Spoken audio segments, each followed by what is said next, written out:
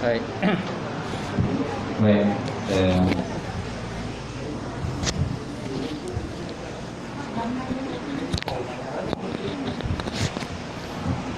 Okey, minta maaf. Ada surau taman apa tadi? Bukit Mas telefon. Oh, teman. Dia minggu 24. Sini 13. Dah bagi jadual dah. Tak tahu dia tak tengok jadual. Baik. Sini 13 kan. Sana 24. Sepatutnya minggu depan. Dia dah call sini.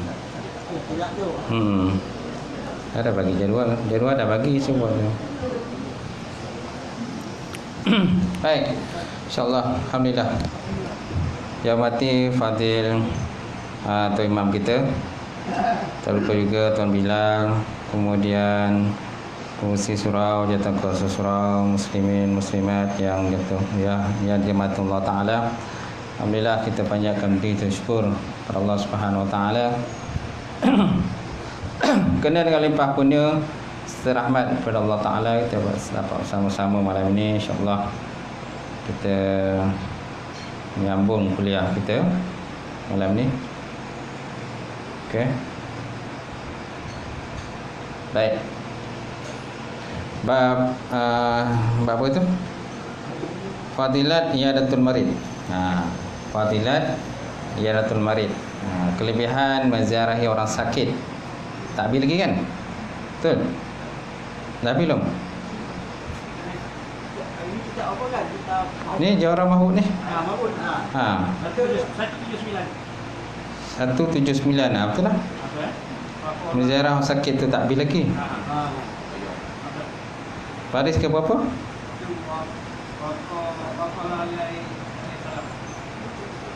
Waqala Adamu Iyadatil Marid. Okey, insyaAllah. Baik. Waqala ala salatu wassalam Adamu Iyadatil Marid asyaddu alaihi min maradihi. Adamu Iyadatul Marid asyaddu alaihi min maradihi. Artinya Adamu Iyadatul Marid, ketiadaan menziarahi orang sakit.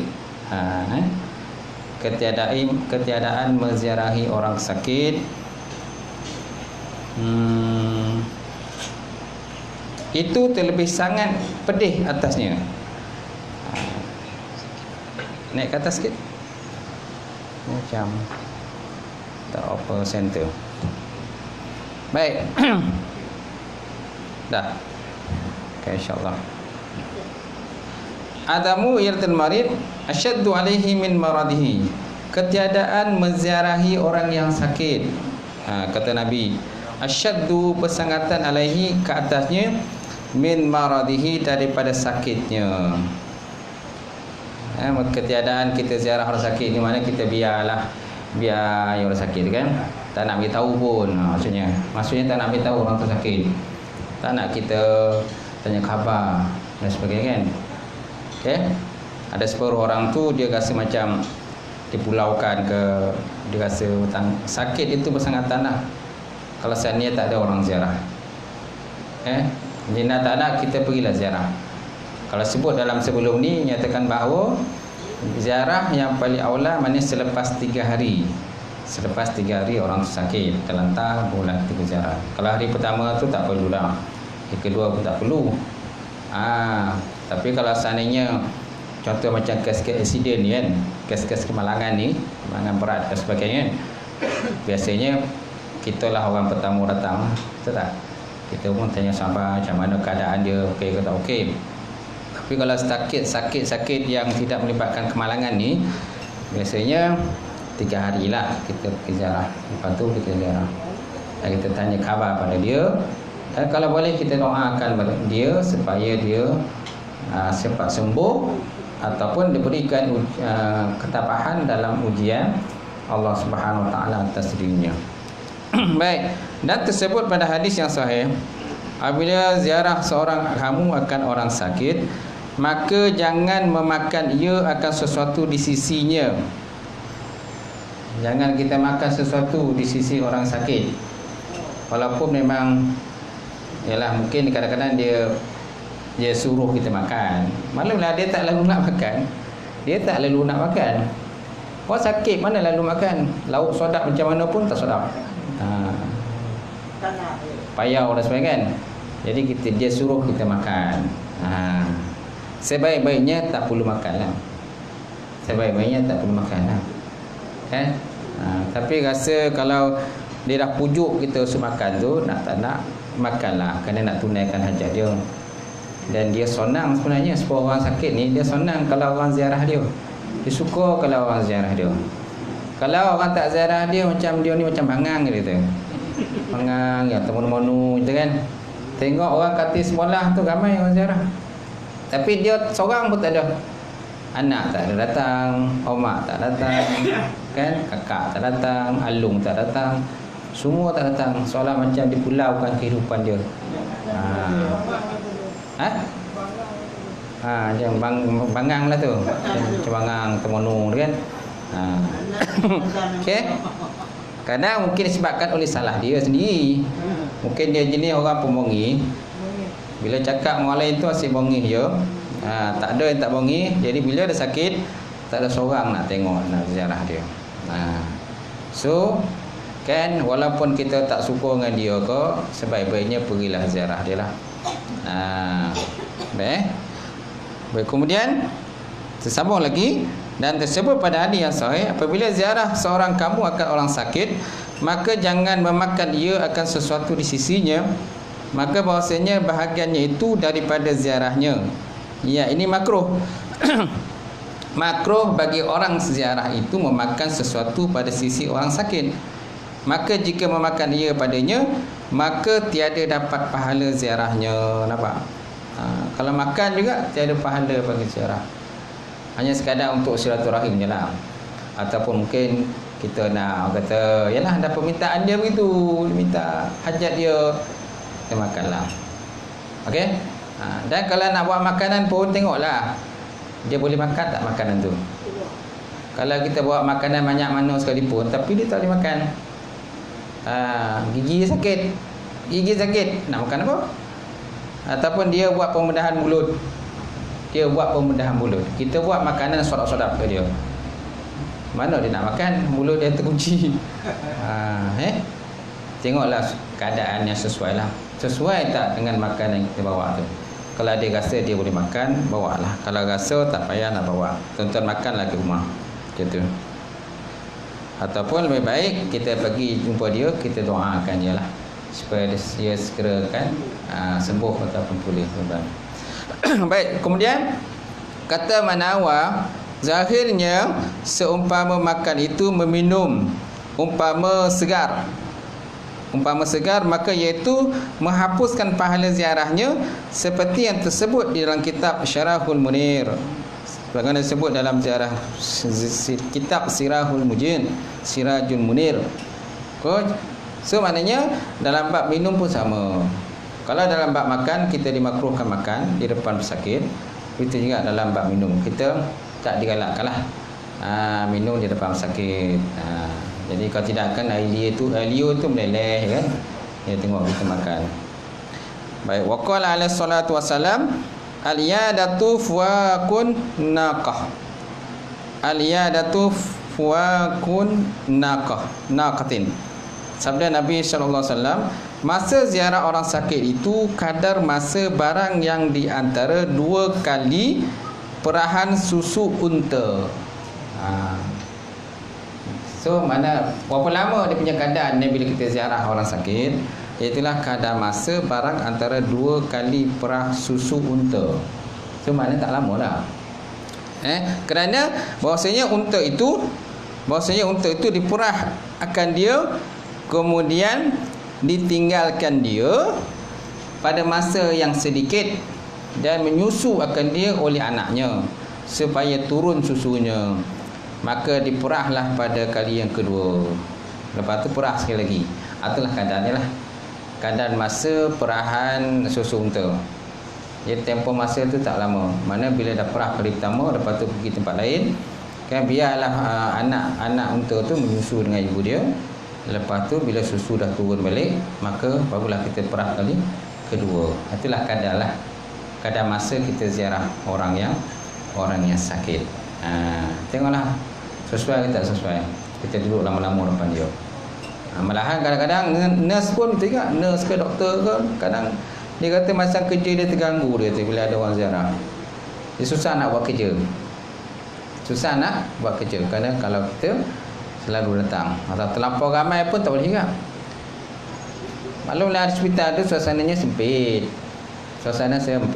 Jadi kalau kita datang ramai-ramai kan, lepas tu dengan tolaknya, dengan budak menangis dan sebagainya, jadi akan mengganggu pesakit lah. Tapi yang baru ni saya dapat tahu bahawa kan kanak-kanak tak dibenarkan masuk. Kalau bawa budak-budak ni kena duduk keluar je. Tak dibenarkan masuk lawat. Macam tu. Kena mengganggu kan. Macam tu. Baik. Kemudian hospital Gombau tu tak lama siap. Ramai orang tanya tu, bila hospital siap saya tak tahu dia dah. Pasal aku nak masuk lah.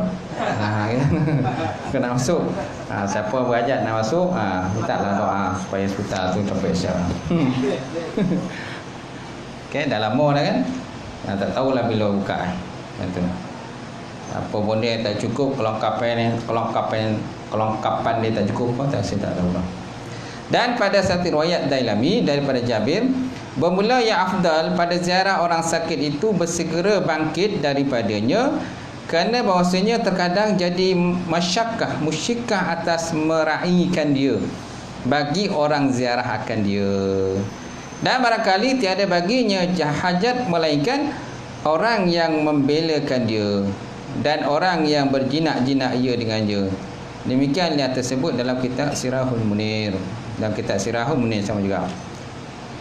Jadi kata Dalami daripada Jabir, dia kata bermula afdal ziarah sakit itu ialah bersegera bangkit daripadanya, kerana kalau lama sangat kemungkinan jadi masyakah atasnya, kerana nak meraihkan orang ziarah.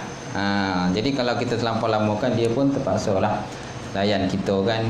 Dalam keadaan sakit tu tak sesuai lah kita duduk lama-lama depan dia. Dan barangkali tiada baginya hajat melainkan orang yang membela akan dia. Kemungkinan ialah orang sakit, tahulah kadang dia nak tukar baju, nak tukar pampers. Orang sakit, dia nak bangun pun susah. Kadang kencing terberak pun susah kan. Nak berak buang air pun susah, nak bangun susah. Lepas tu dia punya pakai tali sana, tali sini, wire sana, wire sini dan sebagainya kan. Jadi susah dia nak bergerak. Kecuali kalau sana mungkin dia dah duduk kat wad yang tak ada wire-wire, tak ada lagi dah. Semua dah buka, alat pernafasan pun dah buka. Jadi senang juga lah kita nak ziarah dia. Tapi kalau masih dalam ICU tu memang susah lah nak masuk. Doktor pun kadang tak bagi nak masuk. Kalau masuk mesti 2 orang aja kan. 2 orang saja. Lepas tu kalau nak masuk orang lain, mana seorang kena keluar, ataupun 2 orang tu keluar ganti dengan orang yang lain. Tak boleh masuk ramai-ramai, dia kata. Baik, kemudian dan barangkali tiada baginya hajat melainkan dengan orang yang membela akan dia, membela atau membela, dan orang yang berjinak-jinak ia dengannya. Mana orang yang menjaga dia lah. Contohnya doktor ataupun jururawat yang menjaga dan juga mengawal dia. Mana orang tu saja yang kemungkinan berhajat dengan dia untuk menguruskan kehidupan dia. Demikianlah lagi tersebut dalam kitab Sirahul Munir. Wa qala alaihi salatu wassalam, wa min tamami iyadatil marid ay yada'a ahadukum yadahu ala wajhihi aw ala yadihi fayas'aluhu kaifa huwa wa tamamun tahiyatuhum bainakumul al-musafahah al-musafahah kama qala Rasulullah sallallahu alaihi wasallam. Kata Nabi, wa min tamami, dan setengah daripada kesempurnaan iyadatil marid, menziarahi orang sakit, ayyada'a ahadukum, bahawa meletaklah salah seorang daripada kamu yadahu, tangannya, ala wajhi, ke atas mukanya. Meletakkan tangannya ke atas mukanya pesakit.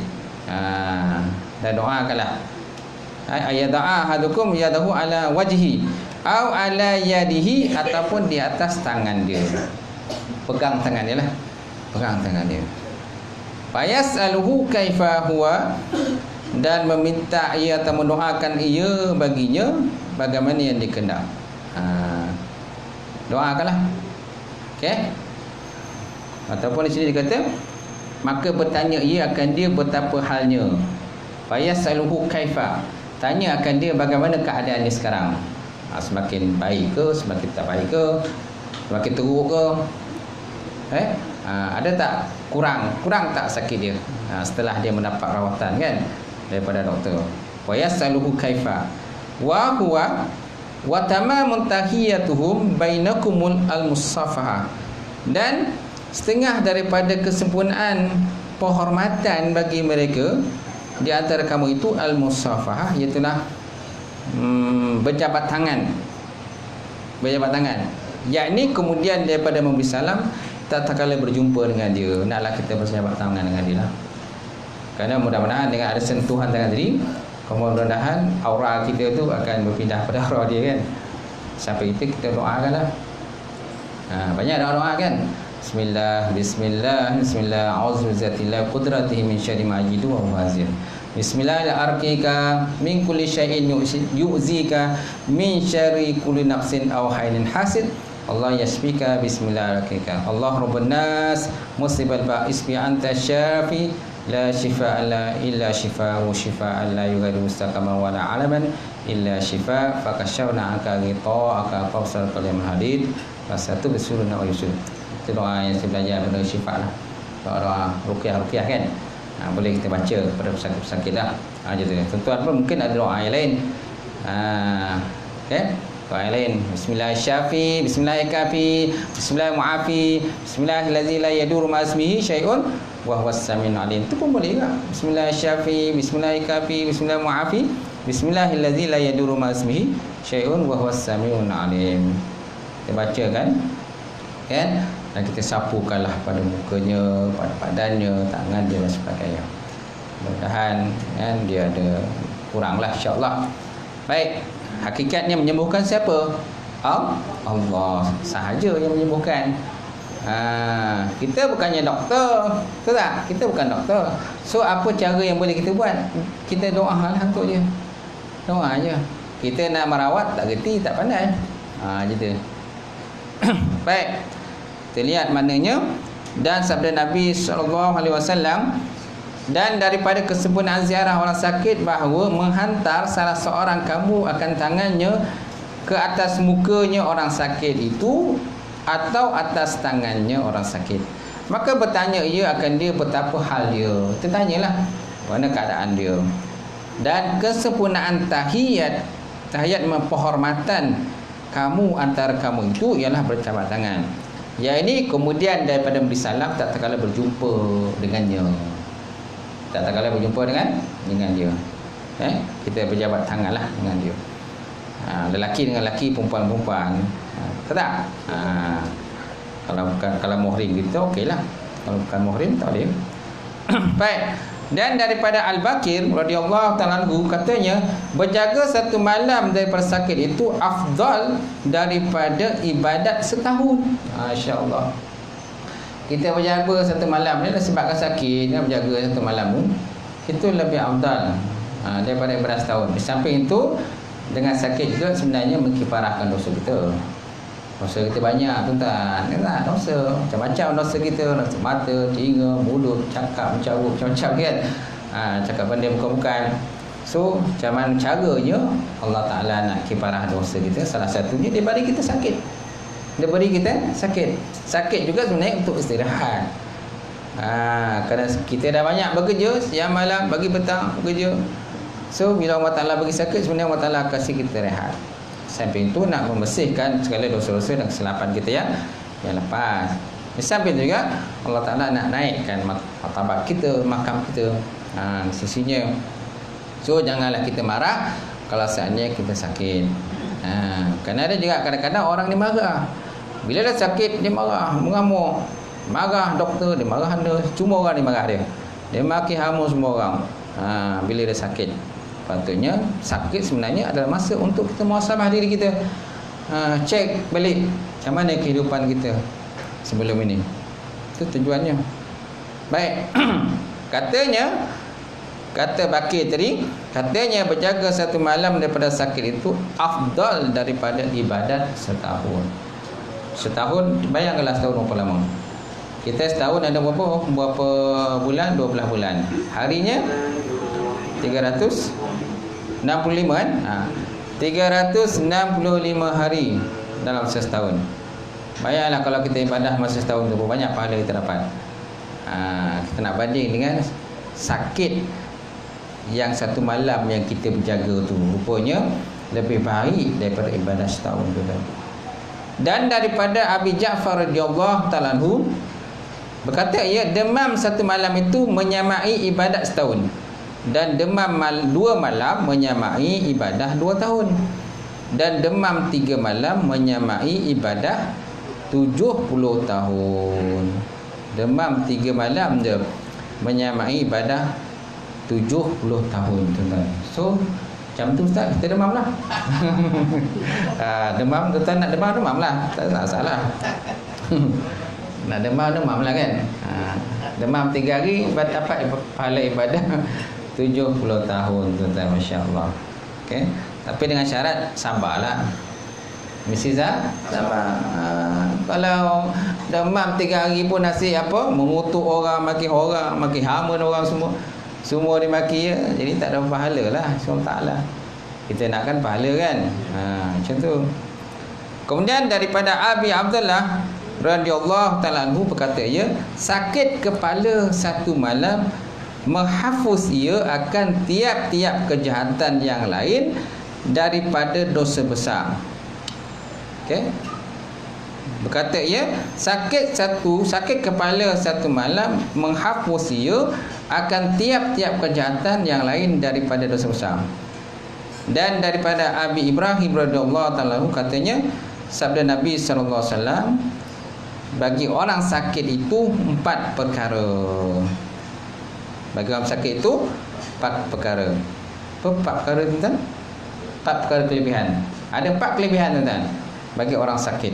Pertama, diangkatkan daripadanya akan kolam. Kolam mana? Pena. So maksudnya tiada disurat akan kejahatan dia. Masya Allah. Kejahatannya tak disurat, tak ditulislah kejahatannya pada masa dia sakit tadi.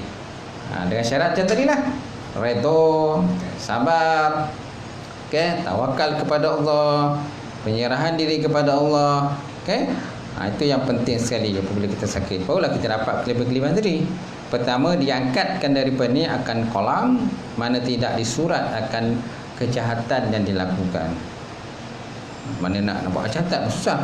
Sebenarnya orang sakit sebenarnya nak buat jahat pun susah, betul tak? Dia sakit je nak buat jahat. Biasa yang buat jahat ni orang sihat. Orang sihat buat jahat. Tak tahulah kalau ada orang sakit buat jahat.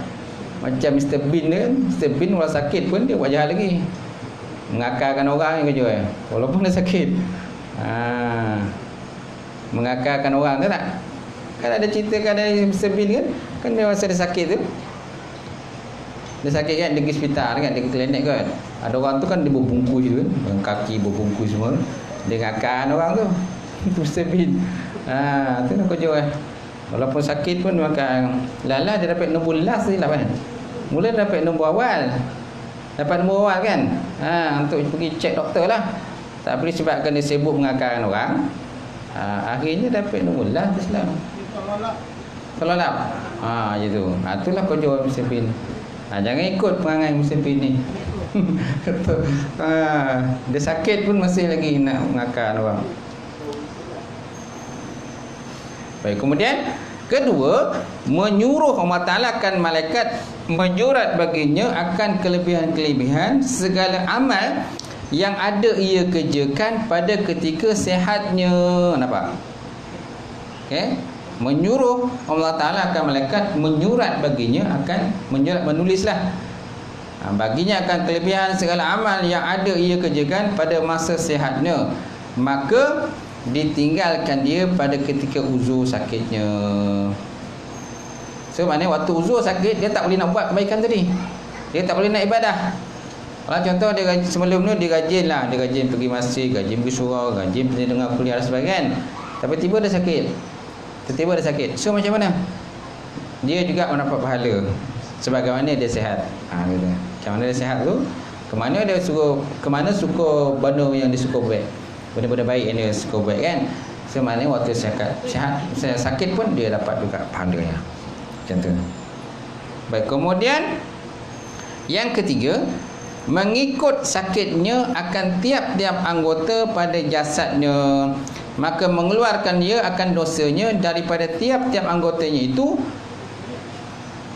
Sampai situ kan? Yang ketiga, mengikut sakitnya itu akan tiap-tiap anggota pada jasadnya, pada tubuhnya, maka mengeluarkan dia akan dosanya pada tiap-tiap anggotanya itu. Semana dosa tadi akan mengikut anggota dia ketika sakit dia keluarlah. Kita nampak ke dia keluar? Tak nampak lah. Tak nampak kita dah. Tapi itulah yang disebut oleh dalam kitab ini tentang hadis riwayat daripada Abi Abdullah radhiyallahu taala. Kemudian yang keempat, jika mati ia dengan sakit itu, mati ia padahal diampunkan baginya akan dosanya. Nampak? Kalau dia mati pula innalillahi wa inna ilaihi rajiun, maka mati ia dengan diampunkan dosanya. Itu sebabnya kalau orang sakit, ketika dia mati sakit kan, biasanya kita tengok macam mana jasad dia, tubuh dia ringan kan, kurus kan. Kenapa? Dia punya dosa-dosa semua dah habis dah. Allah Ta'ala dah kafarahkan dosa dia. So maknanya bila dah badan dia kurus, dia sakit, dia meninggal, senanglah orang yang kata hidup ni nak menguruskan jenazah dia. Nampak? Kerana ada orang sakit, kadang sebelum sakit dia gemuk kan, badan berisi lah, badan sadur dan sebagainya kan. Tapi bila dah sakit, habis semua, kurus badan dia. Kenapa Allah Ta'ala nak kafarahkan segala dosa-dosa yang telah lalu? Dan jika hidup ia, hidup padahal diampunkan baginya akan dosanya oleh Allah Subhanahu Wa Ta'ala. So mana kalau dia hidup pula tak meninggal dunia, tak mati, belum sampai ajal lagi, maka hidup dia akan diampunkan dosanya oleh Allah Subhanahu Wa Ta'ala. Kerana dosanya waktu dia sakit itu telah pun dihapuskan oleh Allah Ta'ala. Itu sebabnya penting kepada kita sabar ketika sakit, redha ketika sakit. Jangan kita marah, jangan bonging, jangan mengamuk dan sebagainya. Sakit macam mana pun tahan je lah. Tahan kan. Kalau tak larat, pergilah hantar ke hospital. Bawa lagi hospital. Betul. Baik, seterusnya, dan daripada Nabi SAW bahwasanya bersabda, apabila sakit seorang Muslim, disurat Allah Ta'ala baginya akan barang yang terlebih baik, barang yang ada ia kerjakan dia pada ketika sehatnya, dan gugur dosanya seperti gugur daun kayu pada ketika meluruh. Nampak? Ketika musim luruh. Tengok macam mana daun kayu masa luruh. Contoh pokok getah kan, ataupun daun getah tu, macam mana waktu dia kering tu, rabu kan dia punya tu, habis tinggal ranting je. Tengoklah pokok getah. Kalau pokok getah tinggal ranting tu, tak ada susu dah. Ada susu tak? Tak ada susu dah. Dia nak ada susu getah banyak ni, waktu daun ni banyak. Mau hijau dia penuh kan. Apalagi kalau musim hujan, banyaklah susu Tapi kalau musim kering, lepas tu daunnya habis gugur, memang tak ada lah susu tu kan. Kalau ada susu pun sikit je. Pergilah, kalau tak jauh, pergilah potong. Siapa yang pernah potong? Saya pun pernah potong dulu. Saya duduk kampung Johor tu, selalu potong. Jadi kalau tanya bab potong ni, orang kata tak boleh nak tipu dia lah. Tak boleh nak tipu saya lah kalau dalam bab memotong-potong. Sebab kita ada siarah memotong. Orang getah ni dia tahu kaedah-kaedah cara memotong. Baik tuan-tuan Dan daripada Al-Kazim radhiyallahu taala anhu berkata bahwasanya orang mukmin apabila sakit ia mewahyu ataupun mewahi Allah Ta'ala kepada malaikat yang sebelah kirinya, jangan kamu surat atas hamba-Ku yang ini akan kejahatan selama ada ia di dalam habasku. Habas mana? Tahananku dan ikatanku. Kerana orang sakit ni macam berada dalam ikatan Allah, tahanan Allah Subhanahu Wa Ta'ala. Okey, ulang balik. Dan daripada Al-Kazim radhiyallahu ta'ala anhu kata bahwasanya orang mukmin apabila sakit dia mewahyu ataupun mewahi, sama lah tu, Allah Ta'ala kepada para malaikat yang sebelah kirinya, jangan kamu surat atas hambaku yang ini akan kejahatannya selama ada ia di dalam habasku. Habas ni tahananku dan ikatanku. Macam tu. Dan mewahyu ia kepada malaikat yang sebelah kanan, surat olehmu bagi hambaku dengan amalan kebajikan yang ada kamu suruh akan dia, yang ada kamu surat akan dia baginya pada ketika sihat dia. Nampak?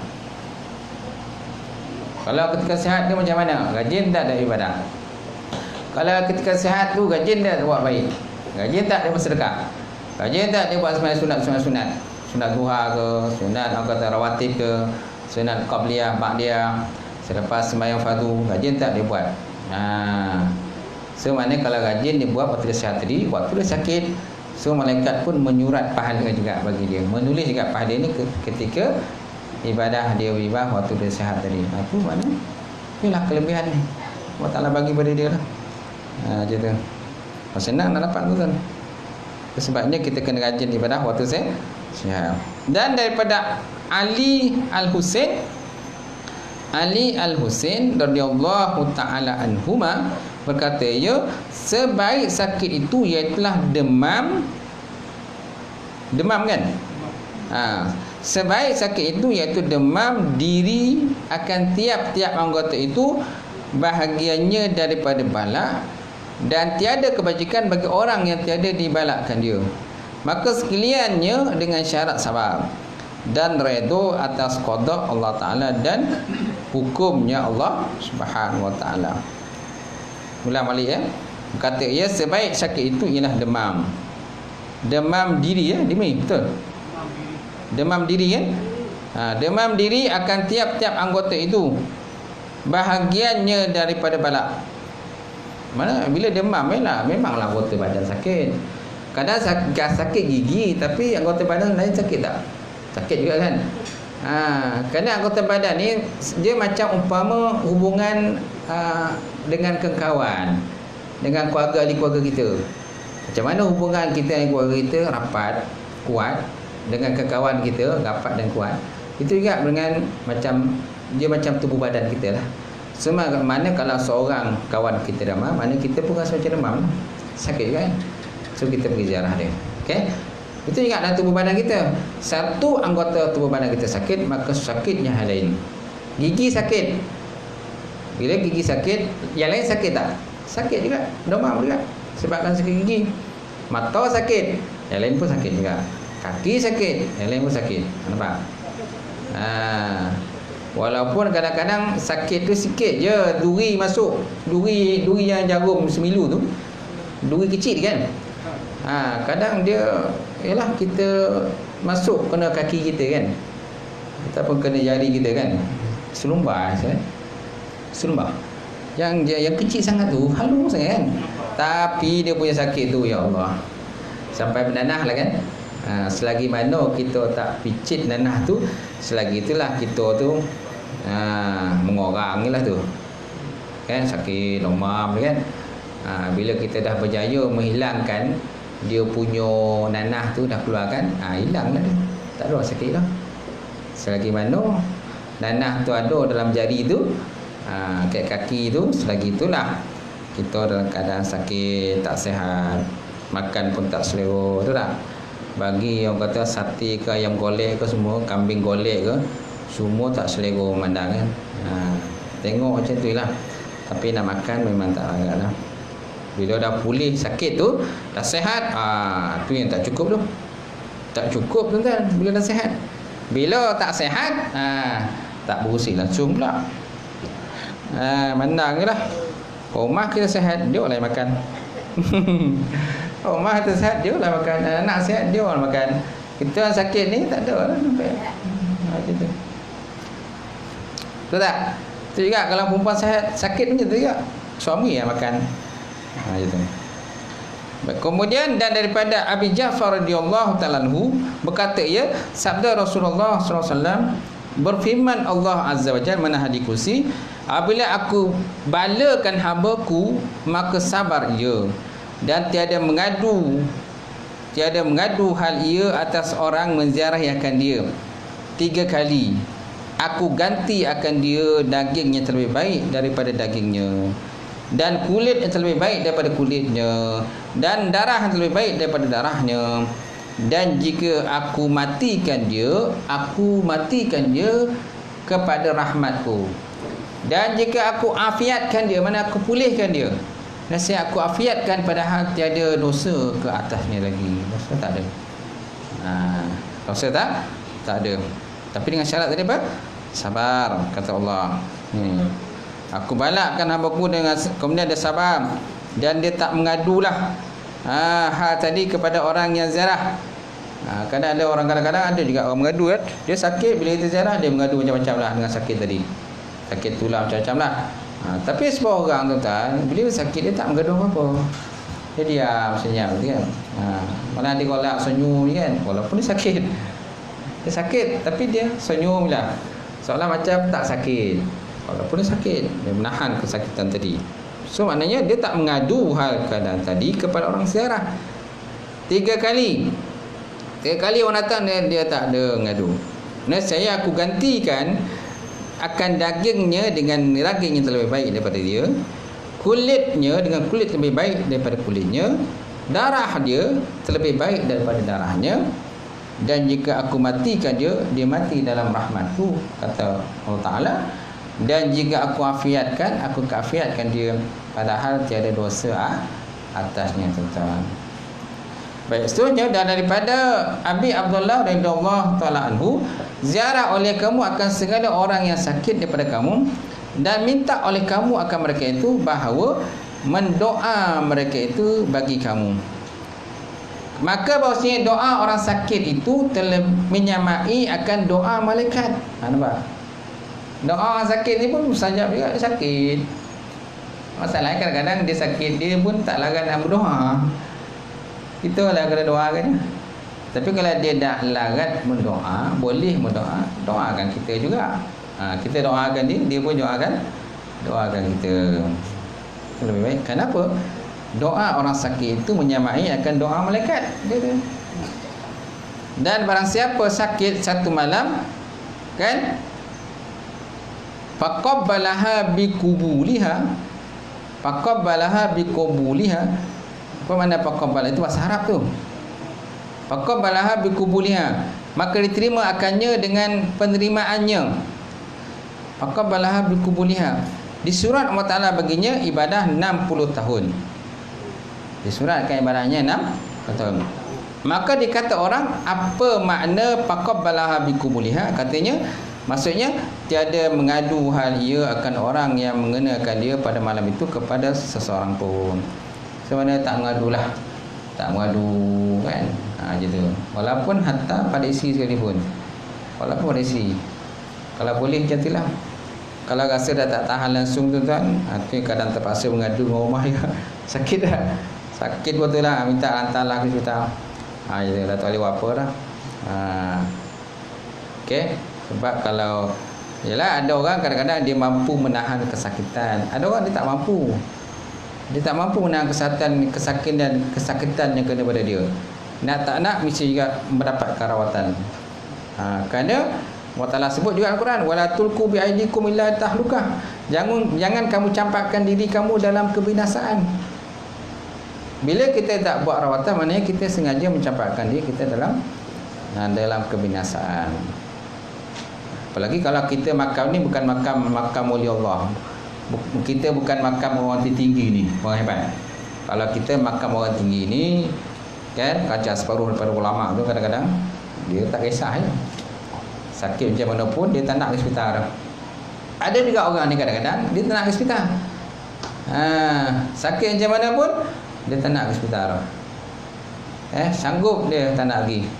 Sanggup dia sign apa? Surat kalau ambulan datang tu. Ambulan datang nak jemput ni, bawa ke hospital ni. Ambulan datang jemput ke hospital, tak nak dah. Dia kata dia dah sihat, kata. Alasan dia sihat, tapi tak sihat pun. Siap dia kata minta dia sign. Nurse kata kena sign ni. Kalau tak nak pergi hospital, sign lah. Ambulan pun balik lah gitu. Dah dia tak nak pun. Tengoklah keadaan masing-masing kan, makam masing-masing lah. Baik, kemudian dan kata Abu Abdullah, sesungguhnya mengadu ia bahawa berkata ia dibalakkan daku dengan barang yang tiada dibalakkan dia akan seseorang, atau berkata ia mengena akan daku oleh barang yang tiada mengena oleh seseorang, dan tiada dinamakan mengadu hal jika ia berkata berjaga aku semalam-malam dan demam aku pada hari ini, atau umpamanya. Okey, ini dikatakan tiada dinamakan sebagai mengadu. Bukan dikatakan mengadu dah. Betul tak? Kata Abu Abdullah, kata sesungguhnya mengadu tu macam mana? Sesungguhnya mengadu itu bahawa berkata ia dibalakkan daku dengan barang yang tiada dibalak akan daku akan dia akan orang yang lain, atau ia berkata ia mengena akan daku barang yang tiada mengena akan seseorang yang lain. Mana dia kata aku je yang kena sakit ni, orang lain tak sakit pun, dia katakan. Itu tak boleh. Itu tak boleh. Ni macam keluh kesah lah, keluh kesah. Tahu tak? Bila seseorang tu dapat, kalau kita kena sesuatu musibah, sakit, kena demam sebagainya kan, kita jangan cakap macam tu. Kita jangan cakap kan, orang lain dia, aku je kena, orang lain tak kena pun. Orang lain, aku je kena, orang lain tak kena. Itu tak boleh. Okey? Macam yang cakap tadi apa? Sesungguhnya mengadu itu bahawa berkata ia dibalak akan daku akan barang yang tiada dibalak akan dia akan seseorang, atau ia berkata mengena akan daku akan barang yang tiada mengena akan seseorang. Itu dikatakan sebagai mengadu. Ini tak boleh. Dan tiada dinamakan mengaduhan jika dia berkata berjaga-jaga aku semalam. Semalam-malam ni aku berjagalah sakit, dan demam aku pada hari ini, atau umpamanya. Itu bukan dikatakan sebagai mengadu. Bukan dinamakan sebagai mengadu. Okey, sebaik-baiknya kita janganlah kita orang kata banyak keluh kesah lah. Bila Allah Ta'ala uji kita lah bagi sesuatu kesakitan dan sebagainya. Baik. Dan sabda Nabi SAW, apabila ziarah seorang kamu akan saudaranya yang sakit, maka hendaklah mendoa baginya, dan hendaklah ia menuntut daripadanya akan doa. Maka doanya itu umpama doa malaikat. Nampak? Semana bila kita jumpa orang sakit, ziarah orang sakit di hospital ke di rumah dia kan, bukan saja kita mendoakan dia, dia juga boleh mendoakan kita. Dia juga boleh mendoakan kita supaya kita akan sihat.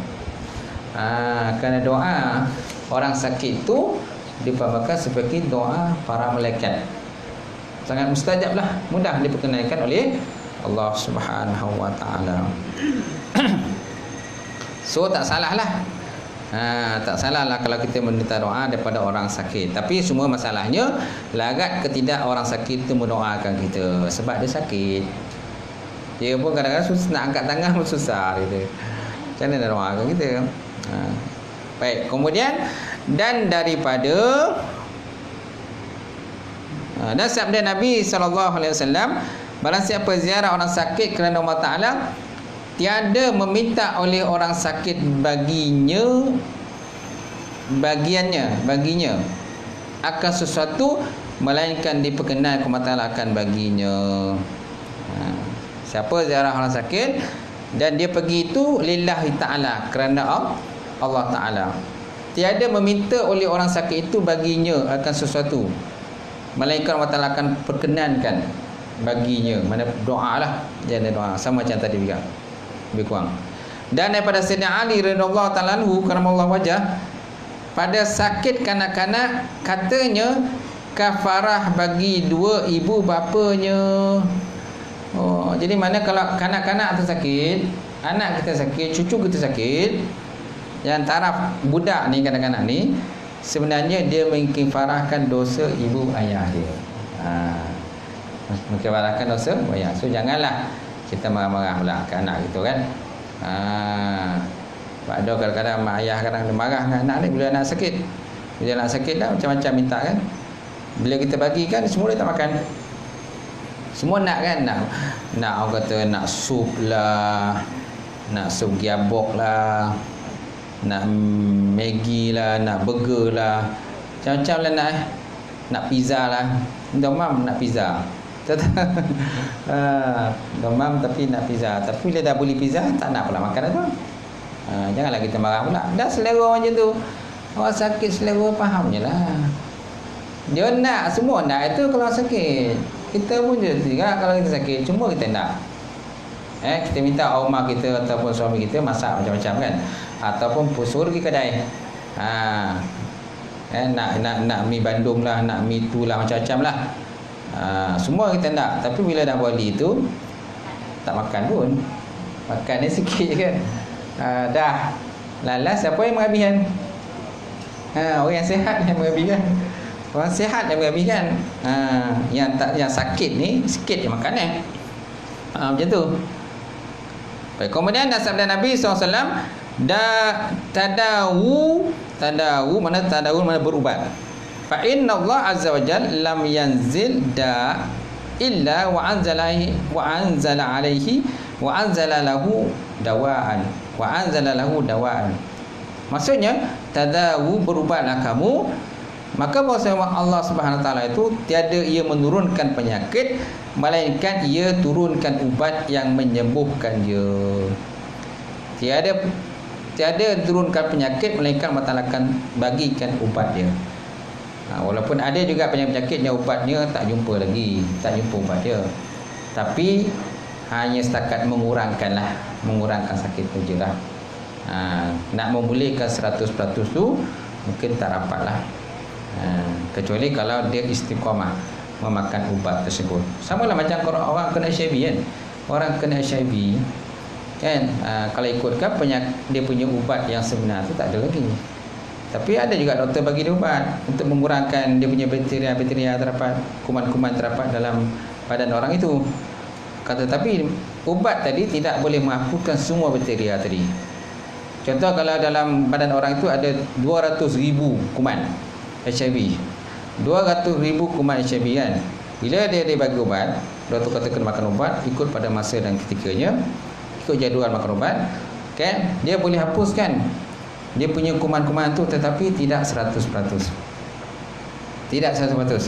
Kalau ada 200,000 kuman HIV, kemungkinan dalam 90% dah kuman telah pun hapus, tetapi 10% tu masih ada.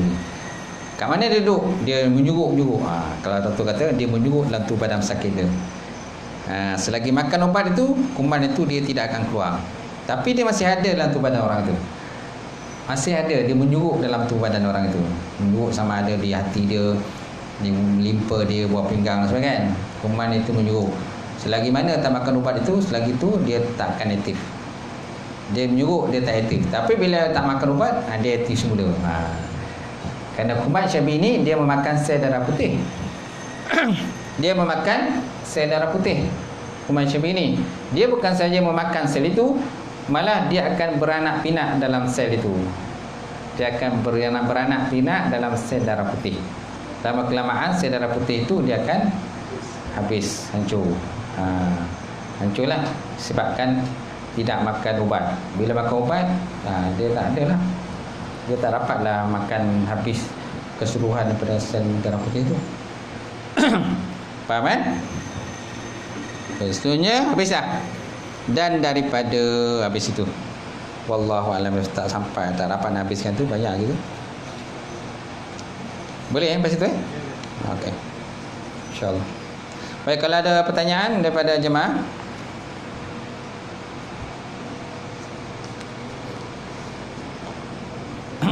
Kita ada permintaan ni tali arwah Haji Ali bin Tahil dan arwah dari keluarga ibu dan ayah, dua pihak. Ni kita buat lepas Maisha Maisha, insyaAllah. Ada soalan tak? Ada? Ustaz, kita berpuasa sunat hari Jumaat pada sunat pada hari Jumaat. Puasa sunat boleh, tapi mesti diiringi dengan Sabtu. mesti diiringi dengan hari Sabtu. Okey? Atau Kamis diiringi dengan Kamis atau hari Sabtu. Kalau seandainya kita berpuasa sunat pada hari Jumaat. Itu yang paling afdal lah. Tapi kalau tak boleh nak buat macam mana? Buatlah hari Jumaat je. Hari Sabtu tu dah tak dapat, dah sibuk pula. Ni kena kenduri kahwin lah, macam-macam lah. Dah tak rapid dah. Gitu. Yang paling afdalnya disertakan, digandingkan dengan hari Sabtu ataupun hari Khamis. Seandainya kita berpuasa pada hari Jumaat. Wallahu a'lam. Okey, habis cukup sekadar tu pengajian kita, insya-Allah. Dan sambung lagi. Auzubillahi minasyaitonirrajim. Bismillahirrahmanirrahim. Alhamdulillahirabbil alamin wassalatu wassalamu ala asyrofil mursalin wa ala alihi washabbihi ajmain. Allahumma zidna ilman nafi'a wa yaqinan sadiqa wa lam taqabbal rizqan halalan mubarakatan katsira. Wasi'ana fatai alim nawilana qulubana bi nuri ma'rifatika wa ta'ala fa'alin. Allahumma faqina fid-din, Allahumma faqina fid-din. Allahumma ijma'na hadza jam'an marhuma wa tafarraqna min ba'dihi tafarruqan ma'suma. Rabbana iftah bainana wa baina qaumina bil haqq wa anta khairul fatihin. Rabbana faghfir lana dzunubana wa kaffi 'anna sayyi'atina wa tawaffana ma'al abrar. Rabbana ma wa'adtana la rusulika wa la tukhzina yawmal qiyamah. Innaka la tukhliful mi'ad. Rabbana atina fid dunya hasanah wa fil akhirati hasanah wa qina azabannar. Subhana rabbika rabbil izzati amma yasifun. Wassalamu alal mursalin. Alhamdulillahi rabbil alamin. Taqabbalallahu minkum.